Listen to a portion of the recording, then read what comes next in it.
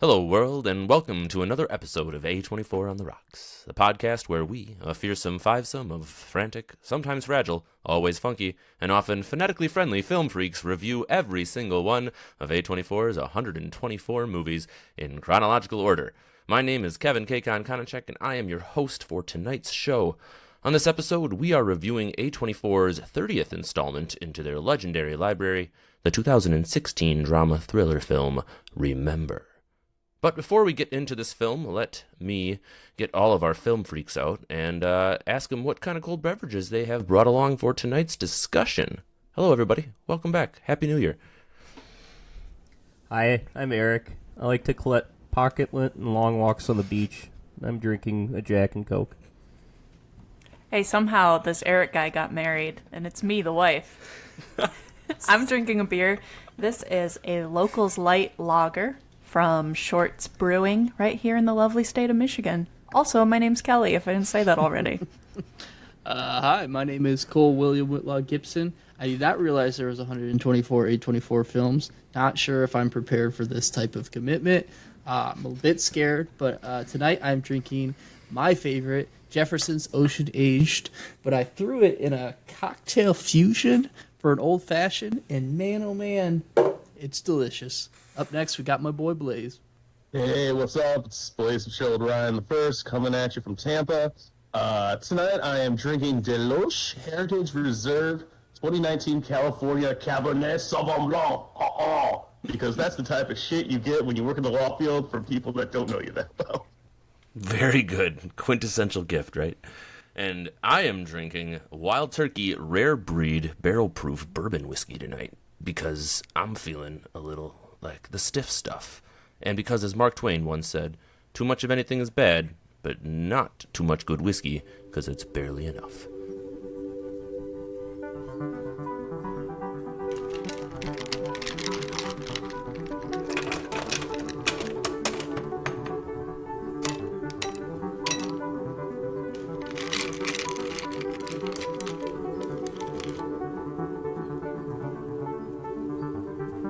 A24 on the rocks.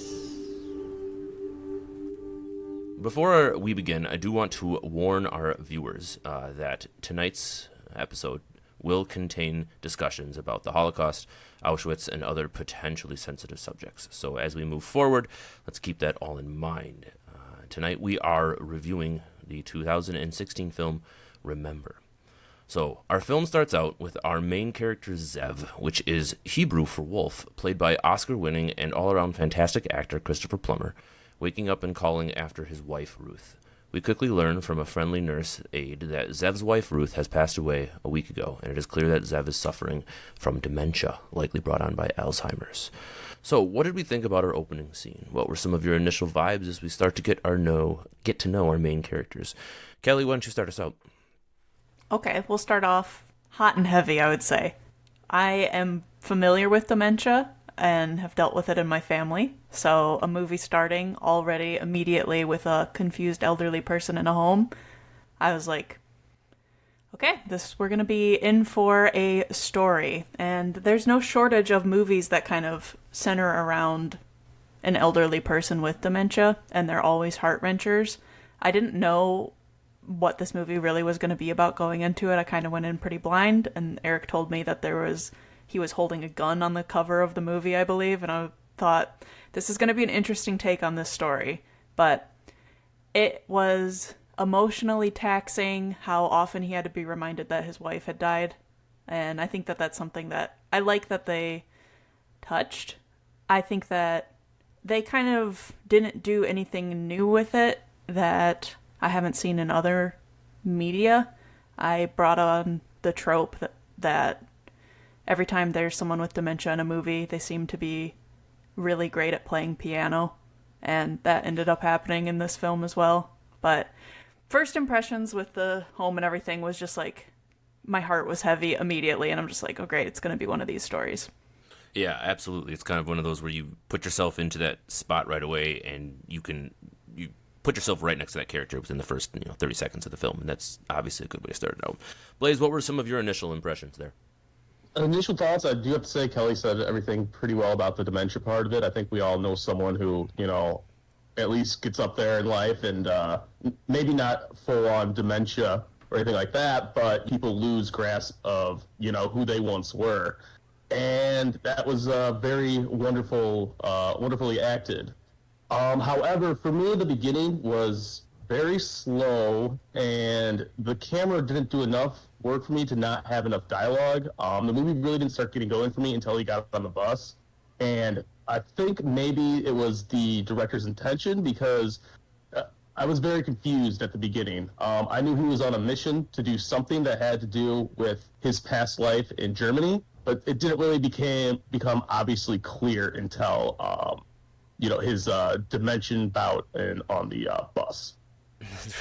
Eric, what did you think about the pacing of the start of this film? Did it engage you? Did it keep you kind of wanting more as you kind of get that first couple of minutes hook? Yeah, I think the pacing was okay. Yeah, I think that it kind of hooked me right away. We'll talk later about the ending, but yeah, the pacing and actual plot of this movie did have me captivated, and the stress of dementia or dealing with somebody with dementia definitely. It came off okay for me in this movie. It's definitely stressful. Just him hoping he reads that letter and remembers things. Cole, did you have any alternative takes there on the opening scene or anything you wanted to kind of contribute on that? I think I reflected more of Blaze's kind of opinions of the initial start of the film was fine. I don't think it started with any, good, fantastic shots or really hooked me, but it was fine. I mean, it got to where it needed to go to where I got hooked. But honestly, the whole intro kind of start of the film was just very, just set everything up, right? The guy wakes up and, dealing with dementia and stuff like that, and then it kind of rolls into it. But initially, the first start of the movie, I was just like, okay. We'll see what happens. I didn't know anything about this movie. I didn't really look up anything. When we review a movie on here and I haven't seen it, I like to try and just avoid everything IMDb and all that stuff until I hit the play button. So I, like Kelly, also felt kind of some of my past family's history with some of this when I was kind of watching that, putting myself in that moment, especially being in a nursing home and kind of watching someone you love, whether they recently dealt with a loss of their loved one or just struggling in general with amnesia and memory loss. So I personally was put right in that moment right off the bat. And when a movie kind of holds you from that perspective, you're going to be in for a pretty good ride. But as we get moving on, we meet our other main character, Max Rosenbaum, played by Oscar-winning actor Martin Landau. And we get kind of the sense that he's involved with the plot and will be a major mover moving forward with the film. Did anyone else want to touch on kind of Max's initial character and what you might have been thinking when he was starting to plan kind of the action that Zev would go on the rest of the film? Blaze, what did you think about Max? He was, like I said, you learn way more about him as the movie goes on.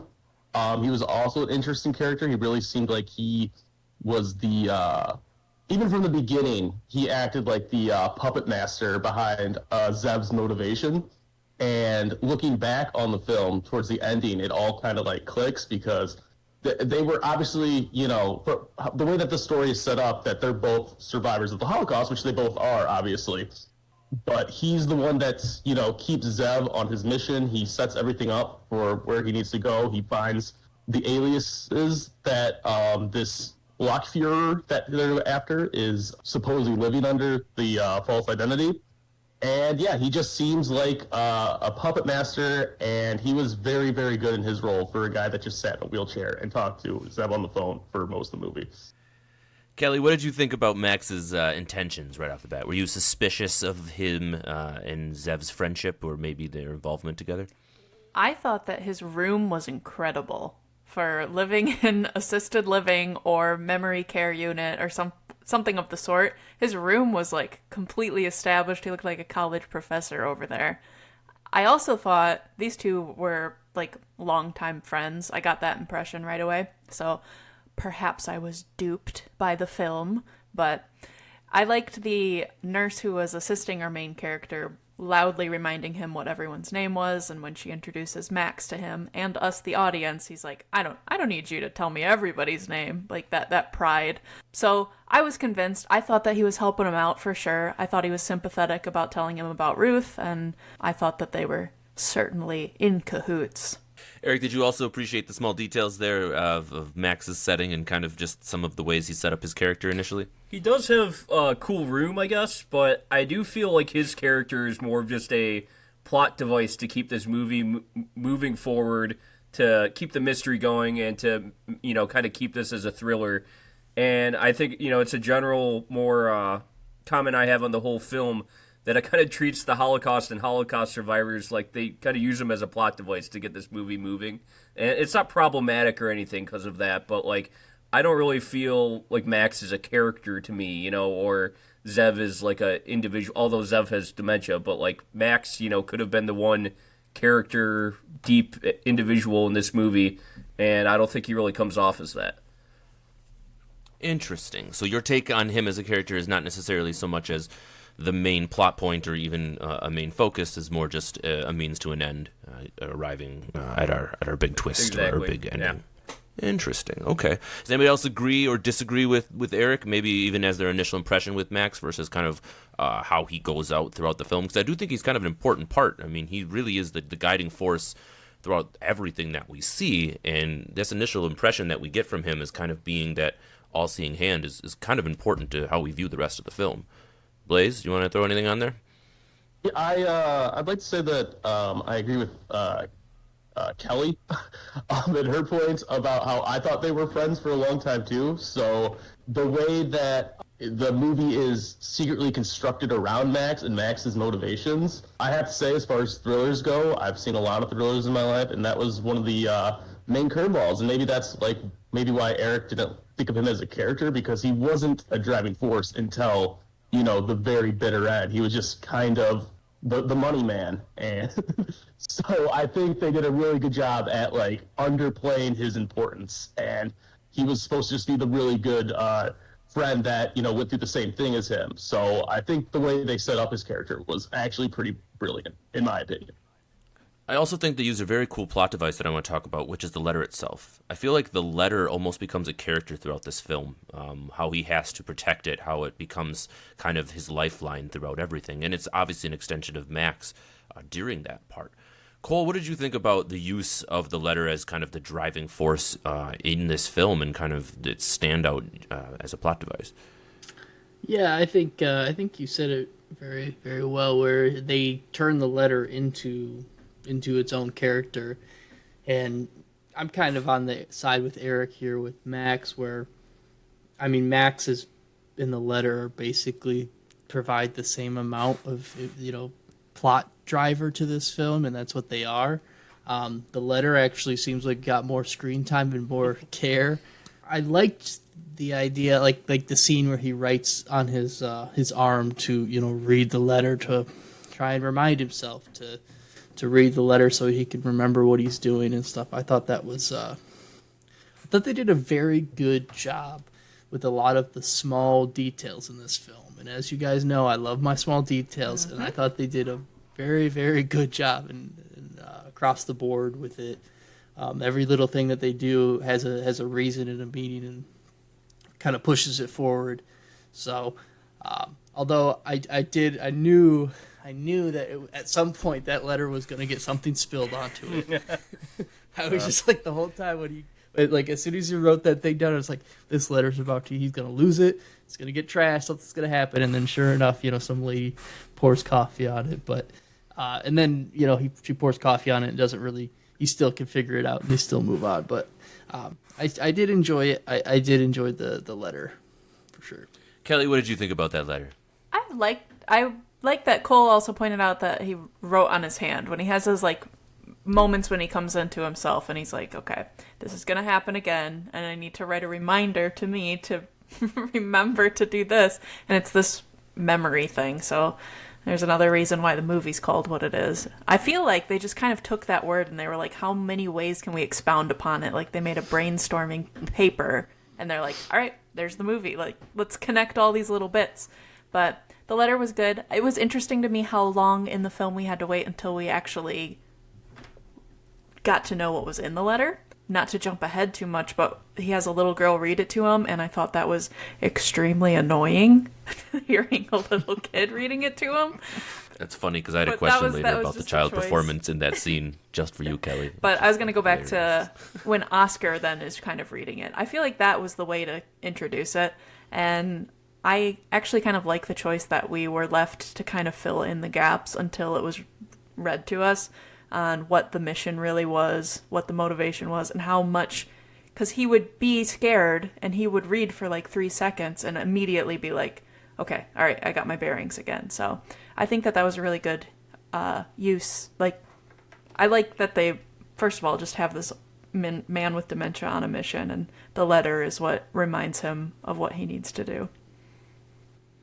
So before we dive too much into that mission and kind of where that plot goes from here, we normally kind of talk about what our previous experiences with this film and how that kind of relates to the opening a little bit. I know some of us had touched on it where, Kelly, I think you said that you saw the cover of the DVD with an old man with a gun on it. But did you guys, anybody else, know about this film, watch this film before, or have any indication of what you were getting yourself into before you watched it for this podcast? No, man, I'd never heard of it. No, exactly. I know Me some of the neither. actors in here, like Christopher Plummer, Martin Landau, and Dean Norris, Hank for Breaking Bad. But yeah.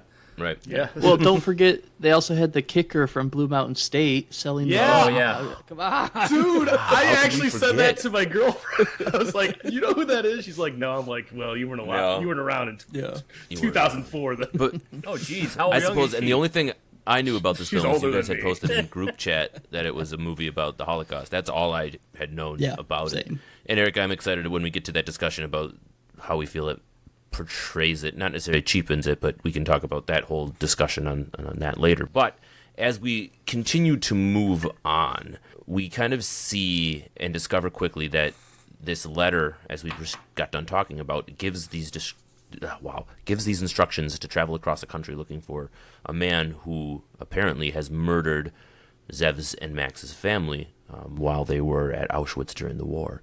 The letter instructs them to get on a train to Cleveland, buy a gun, and hunt down a man who Max says has murdered everyone. So we take this journey with Zev, and he encounters each person as they're going along. So I want to talk about the gun buying scene a little bit. So we get to a scene where Zev has to go into a small town Ohio gun store and buy a handgun. He doesn't know much more other than he needs something small. And we get treated to what probably could be a very real scenario in small town America, where an old man walks in and says, I need to buy a gun, and is allowed to do so. I'm not trying to get too political on this, but I think it does need to be touched on. What did we think about this scene? What did we think about how it was portrayed? And do we think that's actually a realistic situation that we could see in our real world? Cole, go ahead and start. Well, as the resident gun owner and purchaser of this podcast, I'm assuming, I mean, I don't necessarily agree with how easy it is to buy a gun. I think, not getting too political, I own lots of them, but I mean, it's pretty darn easy to get a gun. And yeah, sometimes they have certain states have more regulations for buying like a pistol and stuff. But shoot, when I was 18, maybe I was 21. I went to Cabela's in Michigan, in Dundee, and went and just bought a pistol. Day of, just went there because they had a sale and was like, "Hey man, I got $500." So I bought a little target pistol. It's pretty easy. I mean, that scene was pretty realistic. I thought the interaction was a little funny, but I mean, the gun owner, gun store guy's trying to make a sale. So, although I did initially, I had an issue with our character, how good he was with the gun, but then you kind of later find out that maybe he had some more experience than he let on. But initially, that whole scene, I was just like, yeah, that's fucking Ohio, man. That place is a shithole. So, yeah, of course he's going to buy a gun there. All right, Eric, if you're on the other side of that counter, if you have a 90-year-old man walk up to you and he's clearly not altogether there and asks you to write down the instructions on how to use that handgun, are you selling it to that guy? No, but if I was in an alternate dimension, I wanted to work at You're a in gun Ohio. shop, and I probably grew up or lived in Ohio and was the guy at the counter. Probably just I think he kind of like seemed like he owned that store too. Yeah, especially in America, I could see some guy just being like, "Yeah, I'll just sell it to you. You know, your money's as good as anyone." So, Kelly, did you feel like you had to suspend too much disbelief as we're watching our character start to go on this journey that he's only figuring out because he has a letter and forgets where he is every other time? Or were you kind of on board with it? I was it felt like political commentary, comedy at the same time. The look that that the shop owner gives him when he's like, "Will you write down the instructions for me?" And he just stares at him for a while before saying, "Yeah." And the upsell of like, for $500 more, you could have this one instead because this killing machines are just a commodity over here. So it's totally fine and it's not a problem at all. Old men, they have every right to have a gun as much as everyone else, and whatever they can pay for, they can get. So. But they shouldn't be able to drive. Right. Yeah. yeah. Exactly. Right. Exactly. But So, I will say, go ahead. just a bit of realism. A 22 pistol, which is when I bought a 22 pistol, it was like I think it was on sale for like $400, and a Glock 17 is about $1,000, about $900. So for $500 more, I mean that's pretty realistic. Like I said, this movie is good with the details. Yeah, and for me, like setting up a thriller, right, when our main character upgrades to a Glock, you know he's about to use it, right? I mean, you're not using a pea shooter. You're about to have this old man go on a rampage, and so it sets up the intensity level a little bit. Like, oh, all right, this guy ain't fucking around. It's time to go. Blaze, you want to throw in on that gun buying scene there, Mr. Florida Man? Yeah. Got anything to toss in? No comment. No. No, I think it was a very poignant scene, and I think that scene. I don't know Atom Egoyan, whatever his name is, very well, but I feel like that scene was there for a reason, because you should not be selling 90-something-year-old dementia patients guns, and especially when they ask you for directions to use it, you know he's gonna wake up in the middle of the night and just go on a rampage, and it's gonna go back to you. So not very smart, but you had to set up geriatrics Jason Bourne somehow. It was a very interesting scene, and I'm very pro 2A as well as Cole. But yeah, I do believe there are probably lines and there are probably tests that you should probably be taking, especially at a gun shop. If he would have gone to a gun show, it would have been more believable. They would have just sold it to him under the table. But the fact that he went to a gun shop and he looked up the FBI database in 2 seconds, and then this guy's clearly like not with it all the way, like maybe don't sell him a gun. I don't know. I'd be like, here's a bat. This also works against intruders, So Okay. Go ahead. Quick Google. I wanted to see. I did. During the background check, I wanted to see if you were put into a home for dementia or something like that, if that would pop up. Turns out it doesn't matter. You could have dementia, be diagnosed, and walk in. It's not against the federal law to have dementia and own and purchase a firearm. Well, so, now we know, guys. That guy, small town America. Small town America, Ohio guy. He followed the letter of the law. Goddamn. Also, side note: the pistol he buys is not the pistol on the cover, and it kind of bothered me. I was just like, why is he holding a completely different gun that never shows up? What was the pistol on the cover then, Cole? It looks like a Beretta, but it is definitely not a Certainly not a Should Glock. have gave him a Luger. God. All right. Moving It's a on. Nazi gun, right? Jesus. Yeah, get it together, man. Graphic design. All right. So speaking of geriatric Jason Bourne, I liked that, Blaze. That was pretty good. Throughout the film, we get instances of and examples of Zev's amnesia and memory loss every time he falls asleep. When he wakes up, he has absolutely no idea of where he is and what time of period is or what he's doing. And the letter we've talked about is kind of his only connection to reality. It does add a little bit of that fantastical element, as we are kind of invited to suspend that disbelief that I'd asked Kelly about, because a man of his age, could he accomplish all of these things that we're seeing?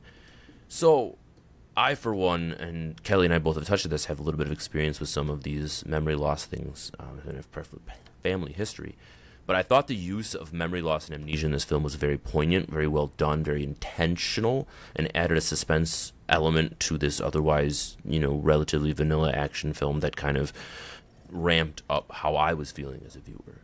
I want to ask you guys the same thing. What did you think about the use of amnesia? I know we talked about it during our intro, but its continued use throughout the film not only adding an element of kind of that extra believability, but also that element of kind of conflict and advancing the storyline that way. Eric, why don't you start us out? I did think that was a good part of the mystery, how realistic it is. I'm not sure he could accomplish all that with dementia. I guess it depends how far along you are. But I'm not going to knock the film for that. I think that it was actually a creative way to keep the suspense and mystery going. And I think that the actual plot is very creative in that endeavor. And I kind of liked, geriatric Jason Bourne. I like the thought of that. TM. Yeah. Well, right, because much like Jason Bourne, he has no idea who he is, and he has to be constantly reminded of what his mission is as he's kind of going along, and he just happens to be 90s-year-old with a Glock. So there's that. How about you, Cole? What did you think about that whole thing? I thought it was a pretty good portrayal. The family members that I've experienced with dementia have more of the sundown syndrome kind of thing, where they start off the day, but then at night it just gets bad and they get mean and angry. I guess I'm sure there's a version where it's reversed, where that's what I thought he had. So it was almost like a sun-uppers, where every morning he wakes up and doesn't know where he is, but then when he kind of starts seeing some stuff, he remembers who he is. But I don't think he ever really remembers until the very end, right? So I think he was just going off that letter of thinking of who he was. But I don't think anyone with that level of Alzheimer's would be able to function as well as he does, even with the help of Max. I mean, I thought Max was a cool, almost like a superhero, Alfred in the background of I got you this card. The guy with they'll the pick chair, you up right? here, doing all these stuff. And I was like, that's pretty cool. He's got this guy. Obviously, he still has, Max is still very intelligent and has planned this thing very, very meticulously. But I still just, the idea of this guy going across country and even going to, across borders is, you got to suspend a little bit of disbelief. A little bit. Now, we can't let Cole launch into his Canadian talk too soon because he just got done ranting. So we're going to save that here for just a minute. But I kind of alluded to it earlier. I was going to ask Kelly a question about the child performances that we saw. And it was a brief moment in this film. But why do we feel like these were included? We get the instance where Zev is talking to the small boy on the train as they're going to Cleveland, and just kind of interacting with him as a grandparent might. And the other scene where he wakes up in the hospital in Nevada and also interacting with the young girl. Now, I feel like, me personally, the director added those in there so we can kind of put on this guise of softness and gentleness to Zev's character. We want to make sure that he feels like a relatable grandparent, someone who can do no wrong and is clearly a moral guide in this film. What did anybody else take away from those child performances? Did you think that they were intentional? Were they necessary? And what did you think of the actual acting themselves? Eric, go ahead. The child performances, I don't know. Again, I think they were a plot device, like you were saying, to give him some softness on his journey to kill somebody. We want him to be a protagonist we can root for, and if we can see him, being nice to kids, and then also just having the confusion of when he wakes up, taking the kid's PSP, that it's like you feel bad for him at that point too. So yeah, the kids are probably used as a plot device again to kind of give this protagonist a little more to root for. Blaze, do you think that those interactions humanized Zev at all? Yeah, I also do. I also think it was lying breadcrumbs as well. When he's in the hospital is it Lake Tahoe or is it Reno? It's Reno. He's in the hospital. The little girl that he bonds with so quickly is a blonde, white Aryan girl. So I really feel like, it's supposed to, make him look like the elderly, grandfatherly guy on a mission, but also for a film that's about, this hardcore subject matter in the background, it's a very, very white cast, and I wonder if that was on purpose, because the only person of color is the security guard outside of the TJ Maxx or whatever. But I do think that kids might be like a symbolic background of telling us what this man is really all about. So, but yeah, I thought the kids were fine. The little boy was very likable. He was really the one that got me hooked onto the film. I thought he was going to stay with him. I wish the kid and his father and his brothers would have stayed. I thought they were all really likable. But yeah, everyone did really good. So we've kind of alluded to some of the performance aspects of this film, some of our actors, but we clearly have a tour de force performance by our main character here. And so many of the things that were brought to the table kind of by some of the main actors that we get, it makes us kind of look at it from a different aspect. So Christopher Plummer's performance in this has a lot of facial motions and different reactions to things. Kelly, I'd like to have you tell me a little bit what you thought about his performance specifically, and kind of maybe not so much the words, but some of the non-verbal parts that we kind of taken away from his performance. He was fine. I think he was the strongest actor in the movie. It's not like he blew me away by his performance or anything, but I would also say I don't know that he had the best things to work with. Maybe not. Maybe there could be more that he could have played in the space a little bit more, and I don't know how he acts the rest of the time. I just was like, this is a man acting his role well, but I didn't feel like he embodied it, or I wasn't blown away or anything. Eric, what did you think about the use of elderly actors in this scenario, and truly using guys that are up there in age for those roles and not necessarily going for a lot of props as far as aging them? They used two pretty iconic actors, and so I like the idea, especially for the plot, to use actual older actors. And yeah, Christopher Plummer and Martin Landau are two of these guys that have been in tons of roles and have been in Hollywood for a while. And I'm guessing Atom Egoyan, he at this point still isn't he currently isn't either a huge household name director. And so getting these two guys for his movie probably was a good idea. And yeah, Christopher Plummer, I don't know, he was in The Sound of Music when he was younger. Yeah, A Beautiful Mind, Up, Malcolm X, Knives Out, and then Martin Landau, we have North by Northwest, Ed Wood, The Majestic. And yeah, I like the idea of these two. Martin Landau actually died the next year too, so this is kind of crazy to think that he did this movie and then the next year he passed away. But yeah, no, I think it was a good idea to use actual older actors as opposed to what Blaze would have liked, Ryan Reynolds in Old Man Suit.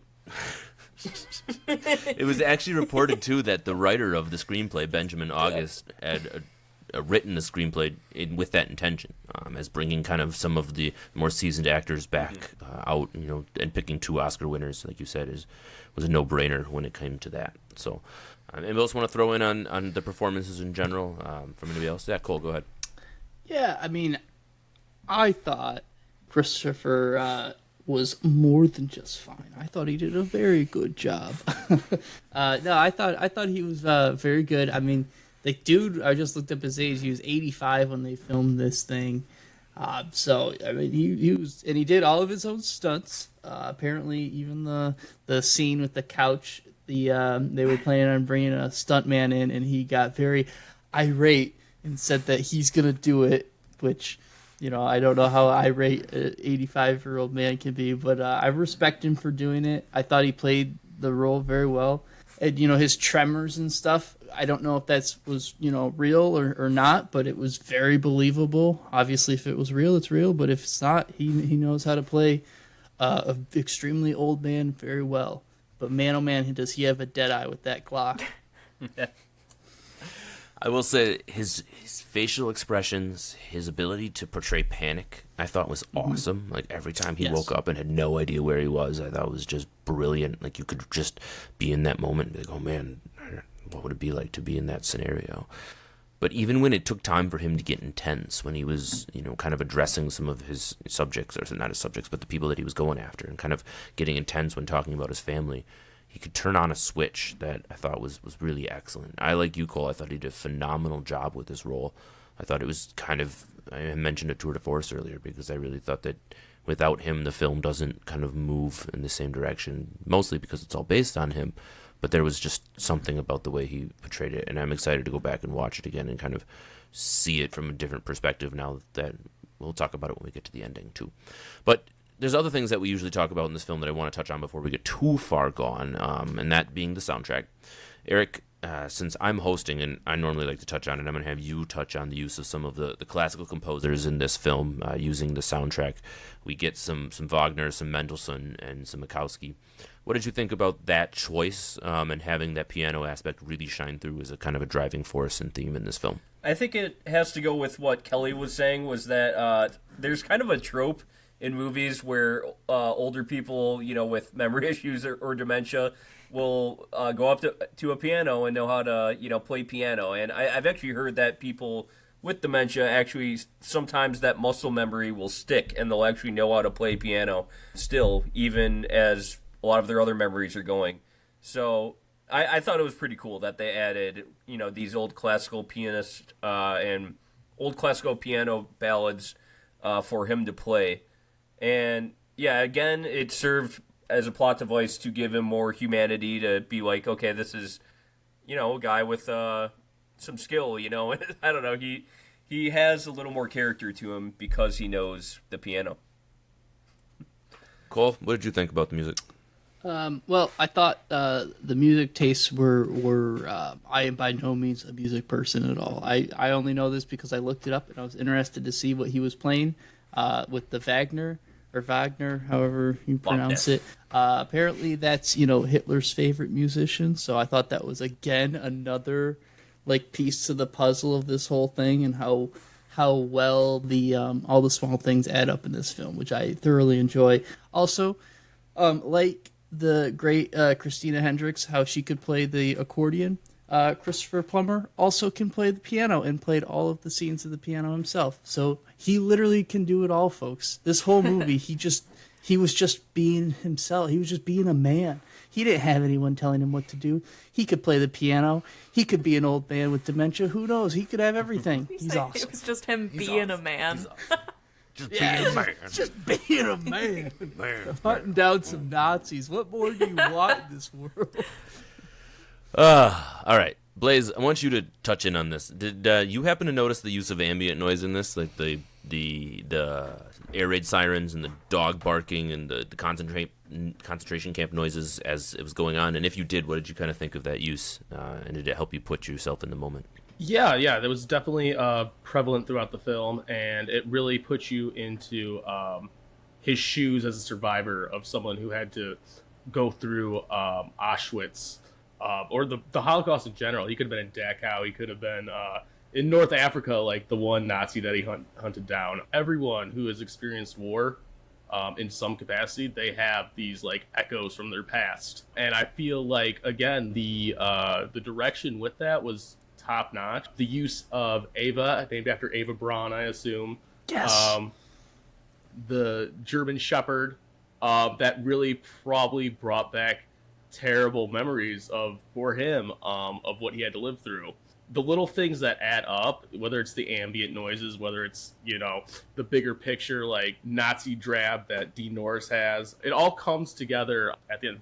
Wagner, I had no idea that he was Hitler's favorite, so that's a very interesting little tidbit from Cole. So yeah, I feel like the noises were definitely a part of putting a bigger picture together, just a small piece in a bigger puzzle once you step back. So we've touched around this scene a little bit. As we get to Idaho, the killer number 3 happens to already be passed away, and his son John is living at the house, and he's a state trooper. And we get a very intense scene where it turns out that John's still a Nazi. And we've rediscovered that Nazis are still very prevalent in our world, and it's an odd thing to think about. But that interaction between those two was an intense part of the film.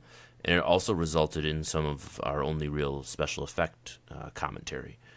Eric, what did you think about the gore in this particular scene? And did you think it was necessary, over the top, or did you appreciate its use? I felt the gore was fine. I mean, yeah, the Holocaust flashbacks that you were talking about, the dam alarm going earlier. There was the bathtub scene where he was looking up at the shower head, loudspeakers in the train station, and yeah, the use of the dog barking, a German Shepherd nonetheless too, and a very large one at that. I felt like it was good at creating tension in that scene, and there was a good kind of pan from one room to another where you first get introduced to the Nazi flag that John Coolander has, who was played by Dean Norris, and that was a very good scene where good use of camera work, which Atom Egoyan, in my opinion, is not really well known for, but that scene had good use of camera work, and yeah, the tension just kind of builds up in there where, he eventually shows his arm and the numbers on his arm, and we realize John Collander isn't just a collector of Nazi paraphernalia. I mean, we already kind of knew that he was probably a Nazi, but like, you got the full anti-Semitism out of him when he thinks that he's actually a Holocaust survivor. And geez, yeah, that was a good scene. I actually thought, like, that was suspense coming to a head. And yeah, like Cole was saying too, he's pretty good with that Glock. He picks it up just in time to shoot the dog, and then shoots John Collander right in the head. And I kind of love seeing a Nazi getting their brains blown out too. So that was cool. I really appreciated the next morning scene right after that whole thing. Can you imagine waking up, having no idea where you are, and then there's all of that violence and gore around you, and just like having not a capacity to really know why? I thought that was incredible. So, Eric, you kind of touched on cinematography, and we haven't discussed on it too much in this pod yet, but I think it's a great time to do so. Did anyone else take any particular shots away or any aspects of this film that you thought were well done from a cinematography standpoint? I know it's usually a pretty damn good thing of what we want to talk about, but I didn't take too many notes of it, but I wondered if anyone else did. Kelly, what do you think? I would say that the notes that I had taken are the ones that Eric just touched on, because we were discussing it while we were watching the movie together.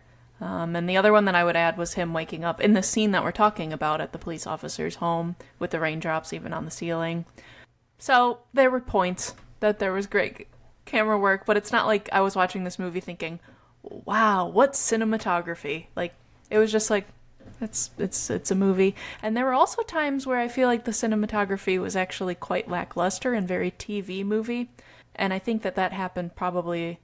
I don't know how to describe the difference between these two kind of emotions that I get from movies, but I describe one as TV movie, which I think would be just kind of the close shots and the lackluster, and then is what feels like film. And when we watched like A Most Violent Year, that felt like, oh, that's a movie. That's what the whole shebang is. This movie didn't have that for me. It had more TV movie, and then it had something in between, but it never got to A Most Violent Year. I'm going to use that as one of my, like, bumpers from now on. And then the other one is that spy movie that we watched, whatever, the Barely Lethal. So in that kind of... if those are the bumpers, it's closer to Barely Lethal in terms of cinematography, is how I felt about this movie. Fair enough. Cole, what do you got, buddy? Yeah, I mean, besides the scene that we've already talked about with, at the house and the shots of the quarry, I thought were good. But the one scene that I did like a lot was when he goes to a Holiday Inn and he has the waterfall scene with the glass, and they like shoot from the reverse side of it as like the sound kind of goes away, and he's like putting his hand on this waterfall. I thought that was a really cool shot scene. Added nothing really to the story. I just thought it was cool. But like Kelly, in general, I didn't think about cinematography in this movie at all. Like Kelly with the TV thing, when I guess my version of like a TV shot is when they just like blast everything with light. There's like no emotion or no like thought put into the actual shot. It's just like, okay, we need this guy in this room to talk to us. Let's get the guys with the big ass lights. We'll fucking throw them up. Have them talk, and then we'll move on. And that's what seemed like a lot of this scene was just them in rooms and not a lot of thought put into where's the camera going to be. Well, right. I feel like often when you get a strong screenplay or you get strong dialogue-heavy movies, you don't think about that as much because it's certainly not your focus. Mm-hmm. I think they did good jobs. We have already alluded to it when bringing in those elements of the flashbacks, some of those scenes kind of tying the different elements in, but you're right, there wasn't anything else to stand out as any particular fantastic. Blaze, what do you think, buddy? Yeah, I believe it or not, I tend to disagree with a lot of you. a lot of your thoughts. I do agree that there are some boring shots, but also, like Kevin said, it's a very dialogue-heavy film, so you don't need to be, fucking Andy Warhol, to film this movie. What does he have to do with that? Well, an artist. We're talking about He's film. fucking not a good filmmaker.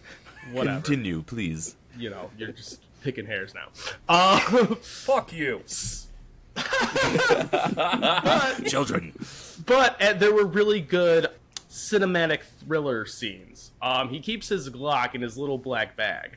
And every time they shot his bag, they never showed inside the bag. And there's people looking at it. They're looking for his passport. They're looking for his note. And they do a really good job at concealing whether or not they see the gun or not. Because I think that's like one of those things, if someone sees it, that his whole plan kind of falls apart. Especially when he's at the border in Canada and stuff like that. The scene where he wakes up at the hotel room with the dementia bout, it was almost like a one shot. It was a very strange way that he walked to the living room of his hotel room, but you had like a disorientating feeling, kind of the same way that he would probably be feeling, where he doesn't feel like he's in a place where he should be at.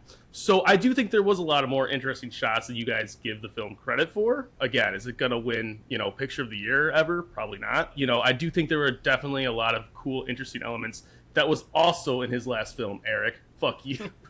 The captive. All right. So my 2 cents on this, I suppose, is kind of what I've already touched on. There really wasn't anything overly fantastic to write home about. And as we're going to rapidly get to the final scene, I did feel like the shots of the cabin and some of the interiors and kind of the way it set a mode of tranquility and calmness before what we got was a storm of anything but that was a very interesting juxtaposition for me as a viewer, and I certainly appreciated that. All right, so as Zev approaches his final victim's house and he knows what he must do, we get some interesting scenes with the daughter of his target. There is a granddaughter involved, a giant grand piano, some Wagner is played, and some excellent dialogue between 2 old friends. We come to discover as the movie is heading towards the end that it is Zev who is confused about who he is throughout this whole film and is not in all that he appears. I wish I could be more eloquent in the way I describe it, but our viewers really just need to see it. But it basically turns out to be the final twist, and I hate saying it this way, but Zev is a SS officer this entire movie and is not a survivor of Auschwitz. He is not what he appears to be, and he is the one who has actually lived a lie for so long that he's convinced itself it's true. There's a very poignant line in the end there where he says that line to his adversary, where he says, "You've lived a lie for so long, you were convinced it's true, but all along it was truly Zev." So what did we think about the twist? What did we think about the ending? What did we think about this whole scene in general? I think that all of you guys need to touch on it, so we're just going to go around in a circle. Cole, why don't you start us out, and then we're just going to go from there. So, ending, go. So I really liked the twist. I thought the twist kind of made up for some of the other stuff that I talked about, because I did really enjoy this film. I think, like you talked about, Kevin, the writing, everything was very well done. And all the small details, looking back at it, all kind of add up, but it's not heavy-handed with it at all. It's very well done, I thought. So I really liked the twist. I thought it was great. The one thing I didn't like about the ending was the actor that was supposed to be Otto, but wasn't, but was also, an SS officer. Did they just put a bunch of old man makeup on a younger Why guy? did they use Yes, all old prosthetics were actors terrible. and then they gave him That was the weird not a real man. treatment? Yeah, I agree. They could have done so much better with his costuming. That's what it just drove me crazy, because I'm watching this and it's like this twist that I did not see coming. So maybe I'm the dumb one who didn't see it coming or something. But I was just I didn't see it coming. I didn't Hell either. no. I was like, damn, that's pretty awesome. Like, I love the idea of someone with dementia being used as a tool to get revenge, only to realize that he's also a part of the revenge, right? Like, so awesome. But then the whole time I'm just looking at a dude that looked like he went to a prop store and bought a rubber mask and was just like, I'm an old Nazi. And I was just He reminded me of those guys in the Jackass skits. that Yeah. just got the old man Yeah, prosthetic. exactly. They look like Johnny Knoxville or whatever at the golf course wearing the old man mask, fucking with people, and it's just like, yeah. But I loved it. I loved that twist a lot. I think that's probably one of the best that I've seen in a very long time. Blaze, what do you think? How about that twist at the end there? Yeah, it was like Cole said. Not only was it a great twist, I really feel like it was like earned. Like they literally set out the breadcrumbs. I think if we all went back and watched it again, there would be like telltale signs. I do, and this is just a minor nitpick because I'm sure he had to do it. But why would a Blockfuhrer come to America and become Jewish? That was very strange to me. To hide. Because, well, yeah. Well, from but, yeah. I mean, I know But he had the the reality is I know that- he had the tattoo, so he probably had to live it. But I just so thought he that was wouldn't get arrested. You know, you're like be part of the kind of the trials that I mean, happened the other right guy- after World War II. To The Yeah, other I guy mean- wasn't Jewish though. Yeah, or he he didn't wasn't portray a Jew. Yeah, like like- what Blaze is saying is like Otto, you know, many like the funeral and everything had the yarmulke and was portraying like a person of Jewish Yeah. faith, while the other guy had the tattoos and didn't seem to Yeah. be Jewish at well, all. I mean, they It was just- probably just or did it you know continue- It was a went two good. It different was a ways. good false Yeah. lead. I mean, I'm sure, like you said, Yeah. I'm sure there's a good justification. You could pretend that you were Jewish, and then just like subscribe to that, even though you hated them your entire life. Anyways, I digress. The ending was superb. It's like one of those movies where like the gears stop in your head because like they're telling you like. You chose the name Zev because we're wolves, and I'm like, no, this is like this is like an alternate ending. I don't want to deal with this. And then I don't know. Even though that Otto Zev he's not a good guy, he deserved to die. I do think that he redeems his character a little bit by offing himself because he was the one that he was looking for the entire time. And maybe that's a larger thing to say about dementia is that, you lose yourself and you never really, get to know who you were. So again, I'm getting way off into the weeds right here, but I really, really loved this ending. Like Cole said, it's one of my favorite endings, and it really made up for a less than stellar rest of the movie. A good movie, but a fantastical end. Sweet. Eric, what do you think, buddy? So movies like this, it's very Shyamalan, M. Night Shyamalan, where you have this kind of twist at the end. And I'm sure, M. Night Shyamalan wasn't the first guy to ever do something like that. But that twist feels like a gut punch. And it can either add more to the movie or it can feel like you got really fucked over and you kind of wasted your time and you invested so much of it into nothing. And like, I felt like this leaned towards that because I felt like we put so much into Zev's character and we believed he was the protagonist, and that lie just broke down his whole character. And like I was saying earlier in the review, or our review, Max, he didn't have much of a character to him. He was just like, I guess, this puppet master the whole movie, pulling all the strings, but we don't really know much about him at all, or like, the ending doesn't make me care anymore about Max, and it just made me be like, okay, fuck, Zev just killed himself, killed somebody else, and that's the end of the movie. It felt like a gut punch, and it didn't leave me like taking anything more out of this film, because also, like I was saying earlier, the Holocaust, I feel, is just kind of used as a plot device. Nazis are bad and they should die, but like I already knew that. It doesn't leave me feeling anything more about it. I was just like, okay, I just got punched in the gut, and I'm not going to take anything more out of this movie. So, All right, Kelly, did you take anything different than your husband over there as you were watching it together, or were you guys on the same page with that ending? Both agree and disagree. Well, I agree with everybody, and I feel like you all have kind of disagreed with each other, yet I do agree with all of you. Let me elaborate. Whoa. Yeah, elaborate, please. I do think that the twist at the ending made up for points in the movie that I thought were weak leading up to it. However, I think the first thing I said to Eric was like, imagine memory loss so bad that you forget you were a murderous anti-Semite. Yeah.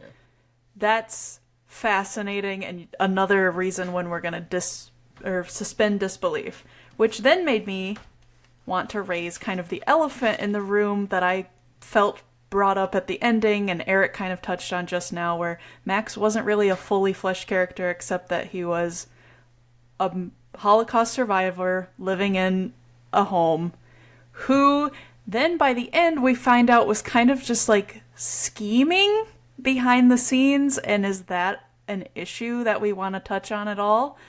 That kind of didn't sit great with me, that portrayal of him as a person. I feel like if you're gonna, I like this revenge story, but in the end it was a little bit too close to maybe like a shadowy figure that was pulling strings. I don't love that. I just wanted to put like maybe a thought out there, or a counter to like kind of Eric's, where like, you know, I agree that Max really isn't a very good character, but like the Zeb that you start to like, you know, and that you feel like got like thrown away and trashed on because of the twist, the way I took it was like the Zev of this man who experienced these horrible things in the Holocaust, and is trying to basically get revenge on his like last days, or, you know, his dying wishes kind of thing. Like that is basically just Max. Like Max, that like portrayal of this man that you start to like and start to, you know, sympathize with is actually Max, but Max isn't capable of doing that due to, you know, being stuck in a wheelchair and not being able to go anywhere. So he uses, you know, and that's where I kind of took it, where the Zeb that I liked is now Max, and then the terrible SS Nazis are those two guys, right? So you're kind of saying like the letter created Max's character in the face of Christopher Plummer, and then they switched masks at the end, which I just still don't think this is a good enough movie for me to delve that much into it. Yeah. Actually, Cole's pretty true though, because I believe Max wrote the letter. He's the one that writes them. You know, yeah, he did. I know. Your wife is dead. We've been friends for 6 months. Da-da. So then, like, he like probably implants his personality into Zev or Otto, however you want to look at him, and then it's only at the last moments when his mask truly comes off, and he is not Zev. He is evil Nazi man. I think that the rest of the movie would have to be more fleshed out for me to be able to dive so much into this movie to actually enjoy that. Motherfucker. So I like this. I like this like use of a vacuum of a person to personify another character. I like that, and it reminded me of what my final bullet point was. Thank you. Oh. Our main character decides to shoot himself at the end. And I think that you're supposed to think it's because he feels so bad for what he's done, and he's lived as this other person the whole time, and that's how he ended it. But the way that I kind of took it was with how much just reading the letter reminds him like, oh yes, I'm fully this person and this is my mission. I think having that conversation with the person that he went to war with and remembering which side he was on, he was like, oh, I was outsmarted by those that I hate the most, KMS. Bam. I mean, it's definitely possible. I think too far. I like to believe. yours not, is it too that far? this poor Is it my turn yet? No. I like to believe that a man with dementia comes to the realization of the horrible things that he committed, because he doesn't. At this point, Zev is not Otto. Otto is dead and a completely different person in his mind. Like, I don't think dementia ever gets that extreme until, like, that is like super advanced dementia. To, like you said, forget that you're an anti-Semitic, like Nazi, like that's wild. But if you take that part out of it, I think at this point, this man who is an empty vacuum, was Zev, that's now become Max, and now is empty again, and realizes that the only option he has is to either continue living as Otto, this block Führer, or take his own life. That's what I like to believe.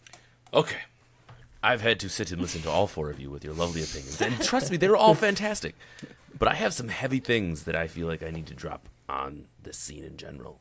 And it's not so much heavy in, like, it's contrarian or disagree with any of you. I just feel like the ending completely made this film for me 100%. I know some of you alluded to how it was important, but for me, this movie was incredibly lackluster until I get to the end. And now that I think about the whole process, it brings me back into why I think this film is so good. And we'll talk about it when we get to our reviews.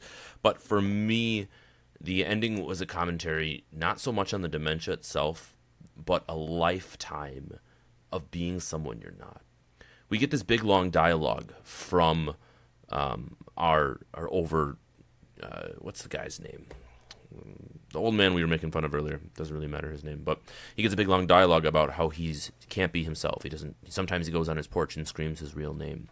And I think that's supposed to be meant for the viewer after the fact to think about it.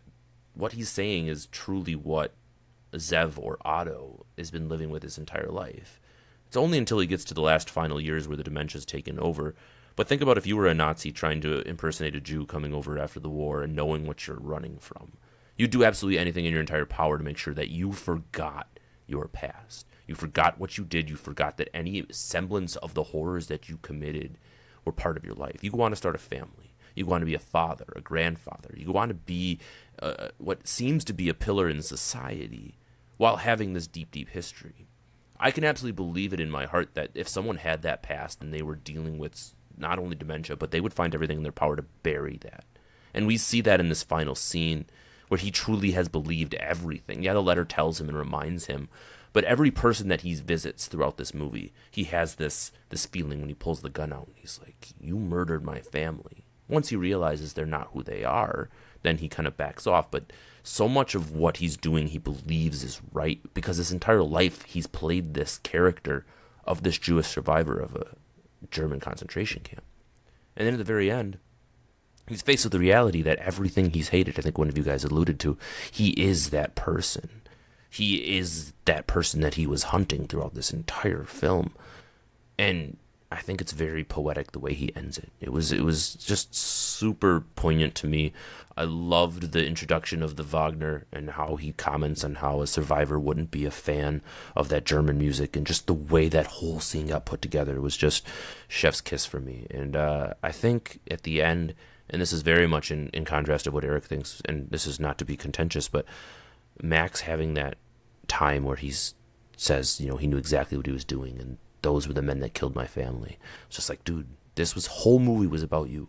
This entire movie was about you taking an opportunity to get revenge for the people that died in your life.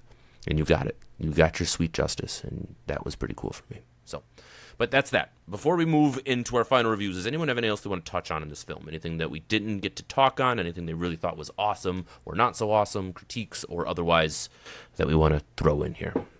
I just a little tidbit of all the small details that they do. When he's in the bathtub, he has a little mark or scar on his left arm, which SS soldiers had their blood type tattooed right there, and so he must have scraped it or burned it off when he transferred over. So I thought that was a little neat Easter egg. There was just a lot of really cool things that they did in this film that I thought was very, very well done for all the small stuff.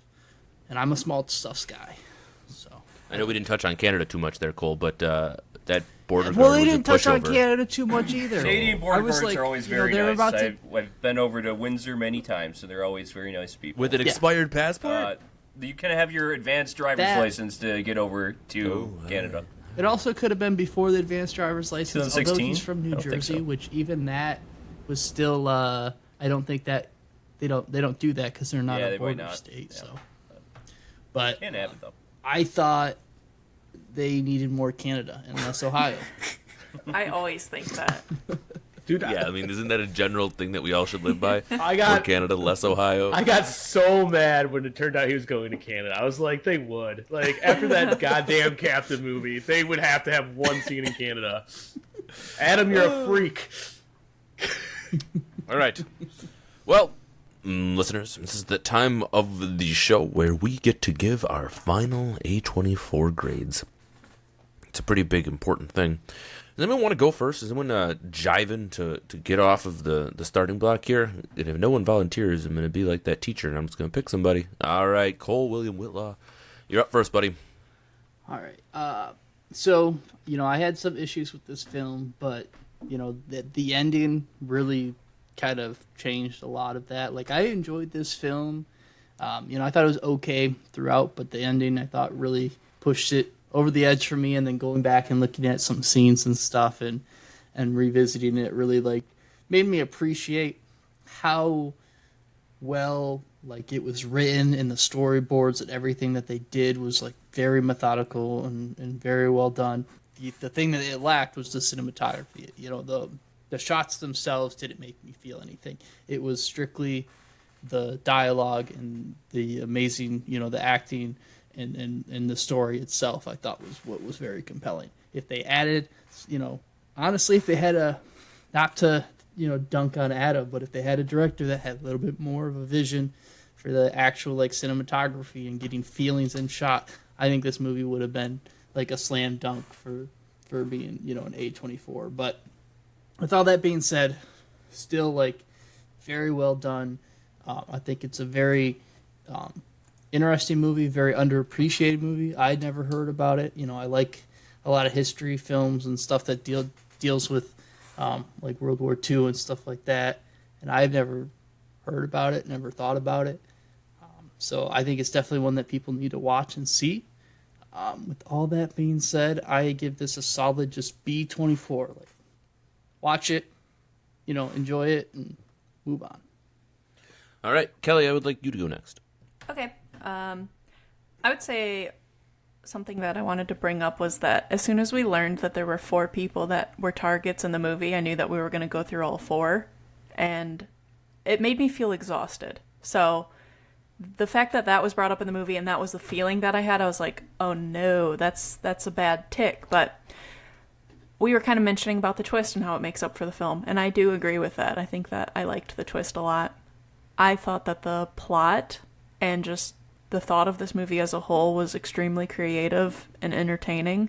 I think that's what a movie should be, is those 2 words, thought-provoking and a cluster of other things. So I thought that was great. I thought the name of the movie and the use of remember not only as just historical context, but also as like a word of action that is happening throughout the movie. I think that was another thing where it's like a lot of thought went into this movie. So I wanted to bring that up. A knock for me would be the tropes of dementia. I like that it was portrayed in this movie. It was absolutely necessary, obviously. The tropes of the childish behavior. We were talking about the kids earlier. I didn't bring that in, but that's something that you see a lot. The piano playing we see a lot. I found that to be also just like tiresome. But in contrast, the thought of someone with memory loss issues this bad being not helpless was kind of cool to see, even though they might have been used for another reason. We find out in the end. It was still kind of cool to see him be able to kill a Nazi who deserved to be killed, and also a very annoying dog. We talked about kind of sound design. This is the first time for me a dog was killed in a movie, and I felt relieved and not heartbroken. So that was a new thing. I love new things that happen for me in movies. And then lastly, I would say that I found that this movie was cheesy at parts and like a little bit, just a little cringy. But I didn't hate that because it was such a creative idea. So though I was teetering between 2 things. I'm going with the higher of the 2 in my letter grades because I did find this to be just like, I was entertained, and it was thought-provoking, and there's things that I just knocked, but I don't know. I liked it enough, so it's just a little bit below average for me. I'm going to give it a C-, 24. All right. Blaze, you're up next. Yeah, I want to say, first of all, that, like Kelly and Cole, I thought this was a pretty good idea, but I also agree with Eric, where, like, even though it's not, like, obtrusive, it's definitely walking that line of like, are you using this for a plot device or do you really care about the Holocaust? And it kind of felt like it teetered one way or the other. But that being said, it was very slow out the gates. I was looking at my phone the first like 15 minutes a lot, and I was like, oh god, it's gonna be one of these movies. But then once he got on the train, it really started picking up and it became a better movie. And I feel like it gained a lot of momentum in what it was trying to accomplish. I have to say, we could have brought it up earlier, but we really didn't talk about Dean Norris. I felt like his acting was a little cartoonishly evil sometimes. He got really, really, like, angry, like, for an old man pissing his pants. Like, that just seemed, like, very cringe and very cartoony. But, at the end of the day, it really saved itself in the ending. It was a great story. It was a great idea. I thought it was acted phenomenally by everyone involved, except for Dean Norris. Yeah, and I really feel like it earned its ending. would I recommend it to someone? I probably would. Again, I like the geriatrics Jason Bourne idea, TM. But also, I think that Knights of the Old Republic did it better. So, I see you, Cole. So yeah, it was like Kelly said, it was above average. I'm gonna give it a C plus 24 just because I really, really did enjoy the ending. But yeah, it was incredibly average with a great twist. All right, Eric, what do you got for us? So, after taking in all of what everyone's had to say, I've actually... I dislike this film more now. So I just had to ask myself, what was the director and the writer trying to say with this whole movie? Is it a Kill Bill story? Revenge is a dish best served cold. This doesn't have the cinematography or character building of Kill Bill, and I wanted more of a showdown in the end. I think that if you're using the Holocaust as the subject matter as a backdrop for a film, one of the most horrific crimes in human history, you have to say more about it. I have to come away with more from this film than just revenge, good. They finally got their revenge. And I don't think the director created a fantastical enough world for me to really engage in any kind of subject matter that he was trying to portray. And same with the writer. I don't really get much out of the end. I get okay, Max had this huge scheme. He's lived his whole life wanting to do revenge, and now he waited until he was 80 plus years old to create this big scheme to kill these two men he knew were, Auschwitz guards. And I don't know, why didn't you do it 30 years ago when you could still walk or something?